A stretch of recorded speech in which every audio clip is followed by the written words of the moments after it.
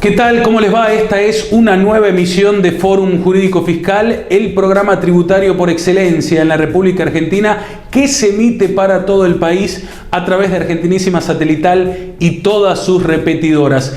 En el envío del día de hoy tendremos nuevamente la presencia de la doctora Teresa Gómez, también alguna perlita informativa, nuestro habitual ¿qué pasó en la semana? Y la sección tuitera, ¿qué estamos tuiteando en materia tributaria? Saben ustedes que nos pueden seguir a través de las redes sociales para repasar específicamente algunos de los temas o para volver a ver algunos de los entretenidos programas que hemos tenido ya en estos últimos años. En el comienzo vamos al encuentro nuevamente del doctor Daniel Pérez, como dice Ricardo Ferraro allá en la Ciudad Autónoma de Buenos Aires, ya un amigo de la casa, para hablar de las modificaciones que hubo en la definición de PYME. Hubo dos resoluciones recientes, la 154 y la 215, que hay que tener en cuenta porque agregan información al momento de considerar la categoría a ser incluida una empresa como pequeña y mediana empresa. Tema muy importante, el doctor Daniel Pérez aquí en Fórum Jurídico Fiscal. En materia de micro, pequeña y mediana empresa, hubo últimamente nuevas regulaciones. Indudablemente han ganado espacio, digamos, estas nuevas regulaciones con miras a, obviamente, el régimen de fomento que tienen las pymes. Para charlar de ese tema, hoy estamos con un amigo de la casa, el doctor Daniel Pérez. ¿Cómo está, Daniel? Un amigo de la casa. Un amigo, un amigazo. ¿Cómo están? ¿Cómo estás? ¿Bien? ¿Qué tal? Daniel, ¿qué cambios hay? ¿Cómo defino hoy una pyme? ¿Qué es lo que ha cambiado con estas últimas, que hubo dos resoluciones importantes? Y si eso tiene algún influjo, algún, digamos, influencia, claro, algún impacto en el régimen de fomento. Bueno, yo iría un poquito más atrás incluso ¿no? de las resoluciones. Sí, las resoluciones son muy recientes, son 154 y 215, tienen un mes de diferencia entre ellas, vienen incluso a reglamentar las anteriores, pero yo diría que hay un impacto interesante un poco antes, en el mes de enero del 2018, que cambia la ley, cambia el artículo segundo de la ley, que es la 24467, la ley de PYME, dando ahí a entender muy claramente en el nuevo texto que para definir una PYME ya no solamente se va a tener en cuenta el monto de ventas, el famoso monto de ventas con las tablas de ventas, que después lo vamos a explicar un poquito, sino que también van a integrar este concepto de PYME, el capital aportado a la actividad, por ejemplo, y también la cantidad de trabajadores ocupados. Lo dice claramente en ese artículo segundo, pero aparte dice sin perjuicio de lo que determine el artículo 83. Y acá está el primer tema. El artículo 83 de la ley, que estuvo siempre, es el que define las pequeñas empresas, pymes. De la ley de pymes. De la ley de pymes, correcto. A nivel laboral. Porque las pequeñas empresas definidas en la misma ley tienen un régimen laboral específico. ¿Qué quiere decir esto? Bueno, y después ese artículo deja muy en claro que la única autoridad de aplicación en esta materia es la autoridad que tiene que ver con, ahora se llama Secretaría de Emprendedores y la Pequeña y Mediana Empresa, siempre se llamó más o menos así. Sí. Es una secretaría que se dedica a la medida CEPYME. La CEPYME, listo. Sí. Entonces, la única autoridad de aplicación es esa. Entonces, quedan en principio dos formas de ver a la pyme. La que va a definir las reglamentaciones que van a tener que ver con el monto de ventas, y también ahora ingresa el tema de trabajadores ocupados. Esta es la gran novedad. Es una novedad. Pero por supuesto también queda vigente el concepto de pyme a los efectos laborales. ¿Qué tiene que ver esto en materia laboral? Bueno, que hay una simplificación de las situaciones. Por ejemplo, no hace falta llevar el libro de sueldos, sino un registro simplificado de sueldos. Ahora, ¿cómo se produce este cambio? Y empieza a tener importancia la cantidad de trabajadores ocupados. En principio, en esa primera resolución que te digo 154, había salido para todas, porque sigue subsistiendo el cuadro de ventas que conocemos, que tienen las columnas las distintas actividades, sí. Industria, comercio, agropecuario, minería, y en las filas, sí es microempresa, pyme, y viste que ahora catalogan a las medianas como mediana tramo 1, mediana tramo 2. Bueno, claro. Esa tabla de dobrentada que tiene los montos de ventas sigue subsistiendo. Pero ¿qué le había agregado la primera? También cantidad de trabajadores ocupados. Entonces, en la primera resolución ya había un cambio fundamental. No solamente era el monto de ventas, sino también para ser pyme, claro, tenía que tener como máximo una cantidad de trabajadores ocupados. Esto que hacía dejaba fuera a muchas. Claro. Porque una cosa es tener un monto de ventas, que bien vos sabés que se calcula de una forma muy especial, que es el promedio de los últimos tres, claro, el promedio de los últimos 3 ejercicios, según balance, que hay que detraer de esos montos de ventas los impuestos internos, impuestos sobre ingresos brutos, hay que detraerle las actividades de exportación, o sea, no es un cálculo simple, pero había que agregarle entonces ahora una nueva variable que era la cantidad de trabajadores.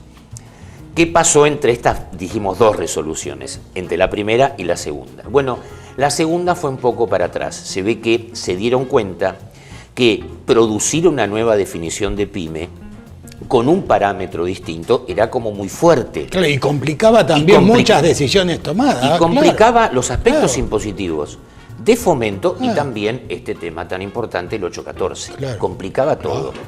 Entonces, ¿qué se hizo? Bueno, en la segunda resolución, que es la que está vigente, se acotó a determinada cantidad de empresas por actividad este tema de la cantidad de trabajadores. O sea, sigue siendo un parámetro, pero no para todas. Entonces, ¿qué generó la segunda resolución? Un anexo 4 que tiene todas las actividades que van a tener que cumplir con ambos requisitos, o sea, el de ventas y el de trabajadores ocupados. Y estas actividades que son, en general, las actividades que tienen que ver con la intermediación, con la comisión, es decir, aquellas que tienen una diferenciación en los ingresos, que no todos los ingresos son los genuinos propios de la actividad, claro, sino que hay muchos ingresos que tienen que ver ingresos por comisiones o consignaciones que tienen. Sí, y además mucho de lo recibido le pertenece a terceros. Exactamente. El spread, yo me quedo con el spread. Claro, digamos, ¿no? Entonces lo que tienden a hacer es que esas realmente que tienen un monto de ventas disminuido tengan influencia también para catalogarlas, porque tienen mucha actividad de comisión y consignación, tienen que tener también el parámetro de las ventas. Aparte que también está para muchas actividades un tercer parámetro, que es el capital aportado a la actividad. Antes de que entres en el capital aportado, y yendo a cuando computo los ingresos, digamos por diferencia, me quedo con la parte que podría ser la comisión, la diferencia, como lo quieras llamar. En ese caso, ¿también tengo que tener en cuenta a los empleados? Sí, correcto. En ese caso, que son anexo 4, son unas más o menos 25 o 30 actividades. Está bien. Sujetos que tienen, en ese caso, en los otros ya no. Quedó el cómputo de trabajadores mínimos de ocupados para esas actividades, que serán 25 o 30 actividades, en su mayoría de comisión o consignación. Creo que estamos ante una nueva visión del concepto de pyme. Esto va a tener repercusiones también tributarias, porque obviamente, bueno, vos sabés perfectamente que los efectos del IVA trimestral, por ejemplo, yo tengo que tomar el monto de ventas. Y si soy una de esas actividades que estoy en ese anexo, que tengo que también tener trabajadores hasta un máximo ocupados, tendré que tener en cuenta ese parámetro. Sí, claro. Además, me parece bien, digamos, las dos cosas. Bueno, tengo que tomar los empleados, perfecto. Pero por otro lado, también tomo el ingreso real. Obviamente, tomo el ingreso real y la cantidad de empleados. Entonces, hay una cantidad de modificaciones que tienen que ver con... Yo diría que es una nueva definición de pyme. Una nueva definición de pyme. Bien podríamos decirlo. Una nueva definición de pyme, que obviamente seguramente tendrá bastante más modificaciones en el futuro. Yo creo que esto es muy dinámico. O sea que, Daniel, te estás invitando Y vos sabés que tenés la puerta abierta, Sí, sí, porque por en el supuesto. futuro de esto vamos a ir hablando. ¿eh? Bueno, muchas gracias, muchas gracias. Entonces Gracias. ahora, ¿esto por dónde lo vemos siempre? ¿Por qué canal lo difunde? Argentinísima Satelital. Ay, y además buena voz, ¿eh? Gracias. Volvemos al piso. Muy bien, ha pasado el doctor Daniel Pérez, brillante explicación. Desde que comenzó Fórum Jurídico Fiscal Contador Pena hemos venido recorriendo este camino de las pymes, de su calificación y el fomento que existe para la inversión de acuerdo a la calificación de cada una. Vamos ahora a nuestro habitual ¿Qué pasó en la semana? En el programa anterior, si ustedes recuerdan, en nuestra sección que estamos tuiteando en materia tributaria, hablábamos de regímenes de facilidades de pago, una nueva nota dirigida por la Federación Argentina de Consejos Profesionales de Ciencias Económicas al Administrador Federal de Ingresos Públicos, refiriéndose a este tema, a los planes de pago y a su flexibilización. Estamos con Lucia Batedaga. Rapidito, Lucy, ¿qué nos podés decir de esto? Muchas gracias, Beli. Así es, vamos a referirnos a esta nota, pero a algunos párrafos que están destacados. La mayoría de las pymes que solicitan financiar sus obligaciones fiscales se enfrentan a serias dificultades financieras que les impiden calificar debidamente en su perfil de riesgo. Es por ello que solicitamos una revisión del actual plan de pagos permanente a fin de que dicho sector pueda cancelar sus deudas fiscales y al mismo tiempo se le facilite el acceso al crédito. Otro de los párrafos destacado dice: en este contexto, asimismo propiciamos que a través de ese organismo se eleve una propuesta al Ministerio de Hacienda para el establecimiento de moratoria que prevea condonación de sanciones e intereses de amplio alcance a fin de permitir a los contribuyentes regularizar su situación fiscal, dice parte de esta nota que queríamos compartir en este bloque de qué pasó en la semana que nos pareció importante. Agradecemos a Estancias en calle Avellaneda y también en el portal Santiago del Estero por acompañarnos. Beli, volvemos a vos. Muy bien, gracias Lucia Batedaga. Esa era parte de la nota de la Federación Argentina de Consejos Profesionales de Ciencias Económicas a la Administración Federal de Ingresos Públicos, haciendo referencia a la flexibilización de los planes de facilidades de pago. Hemos destacado con el contador Ramón Eduardo Pena lo que nos parecía lo más importante. Ahora les propongo una pequeña pausa, no se muevan de allí. En el próximo bloque, ¿qué estamos tuiteando en materia tributaria? Y también lo prometido, nuevamente la doctora Teresa Gómez. Pausa y enseguida volvemos.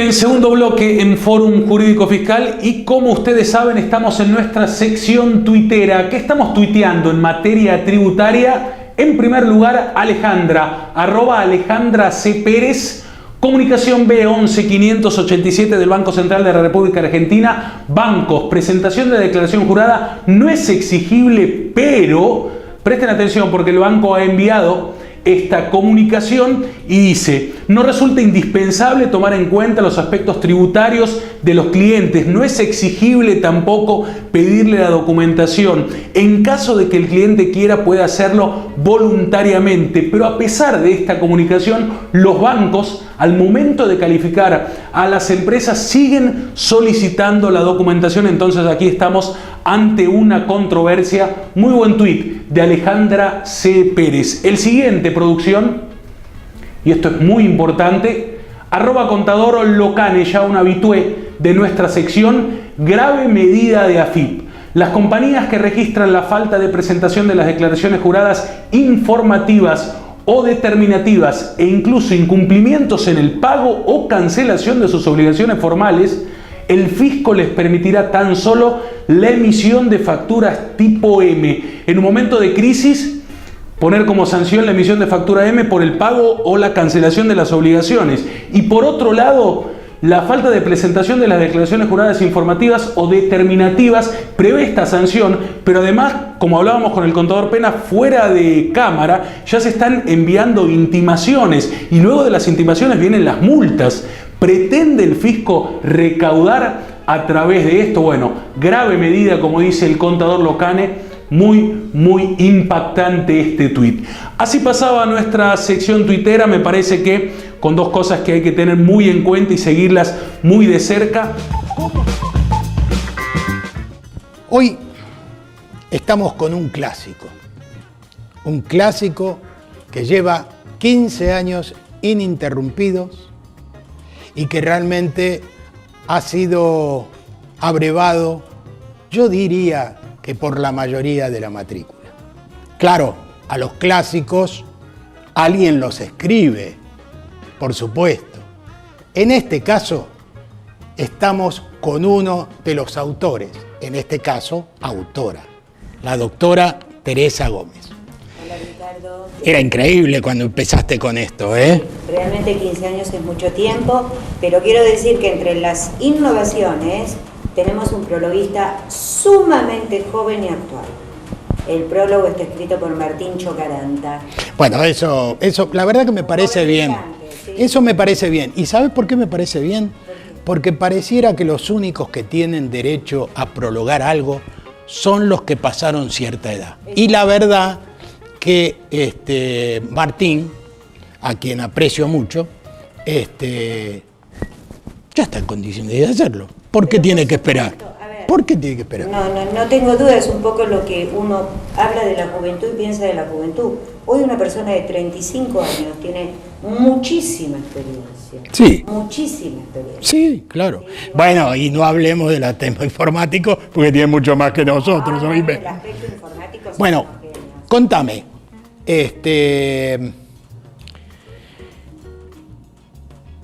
Ya pasaron los vencimientos, bueno, los sofocones, todo lo que trajo estas últimas declaraciones juradas. Pero hay un montón de cosas que todavía ni siquiera se saben cuándo van a salir. Por ejemplo, por decirte algo, ¿cuándo están los reglamentos?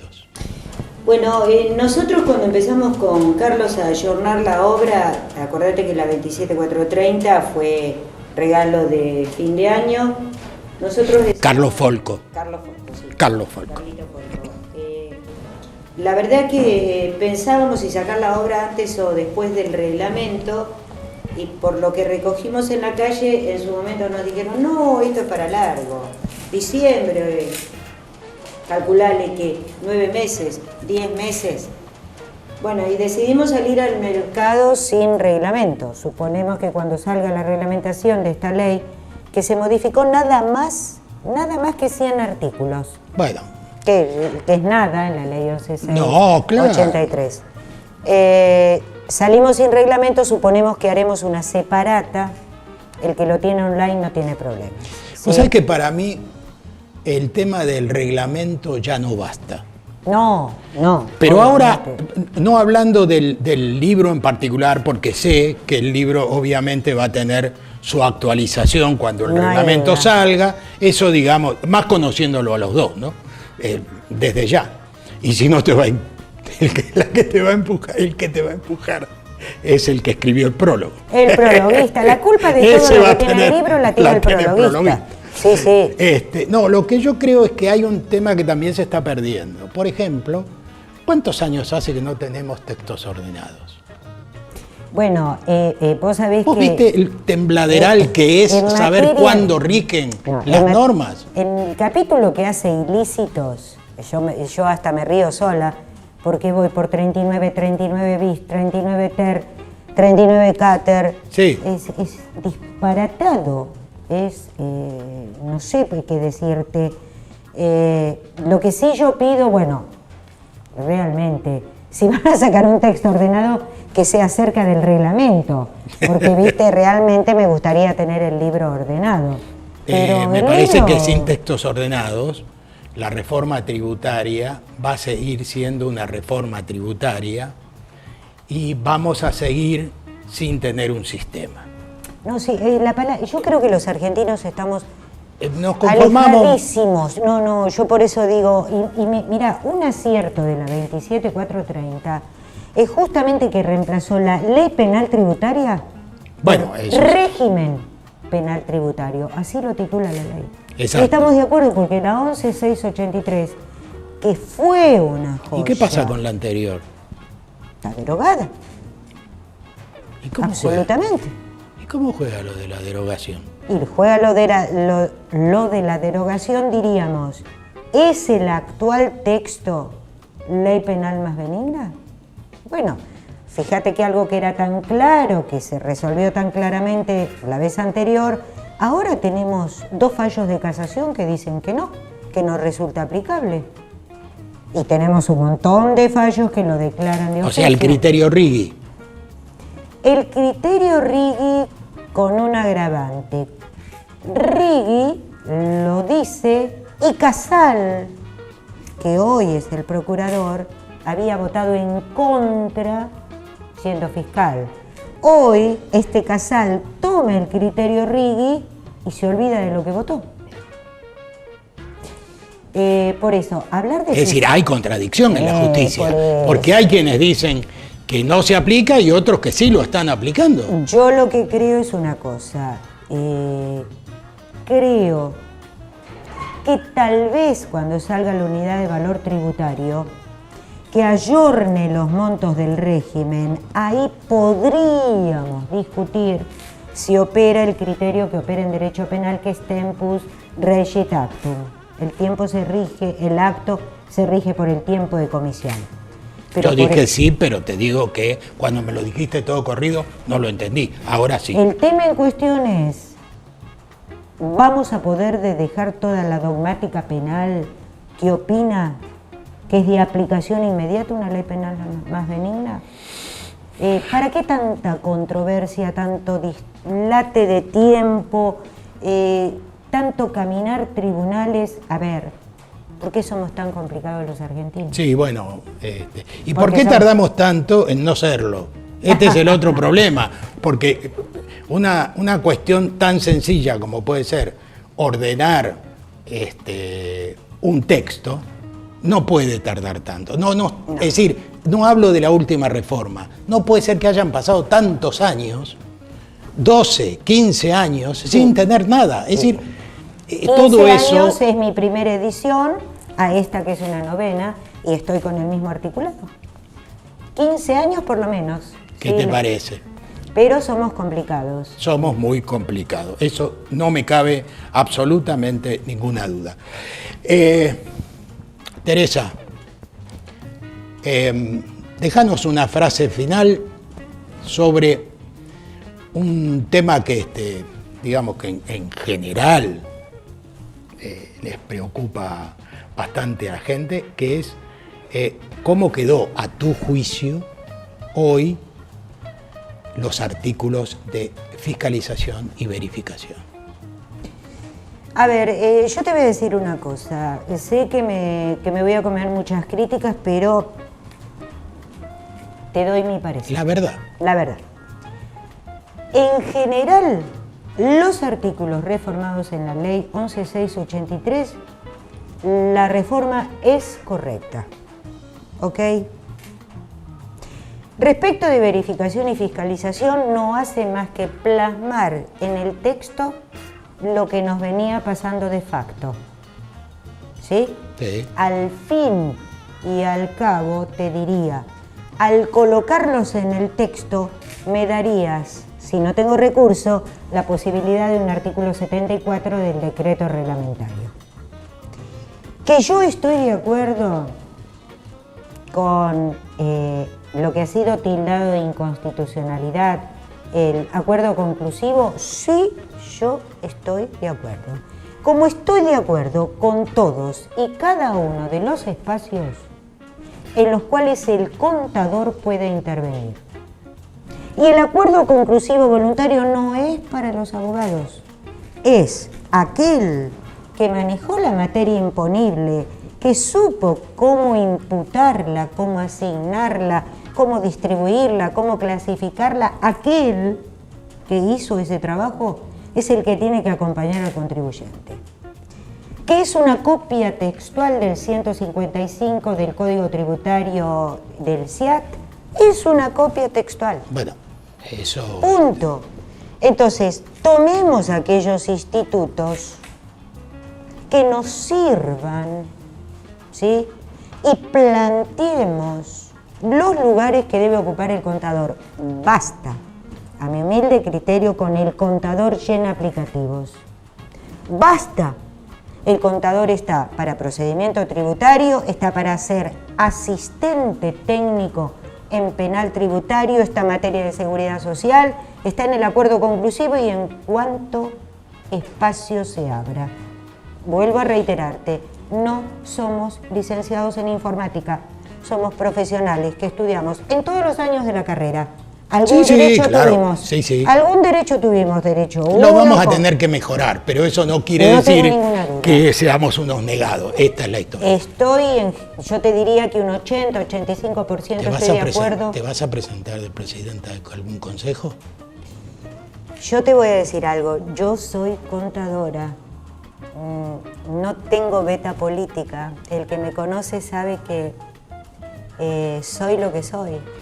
No tengo beta política. Lo lamento. Déjame. Si no te presentás, te perdiste un voto. Pero al Sindicato de Mujeres Unidas, sí. A ese seguro. Seguro. Gracias. Te quiero.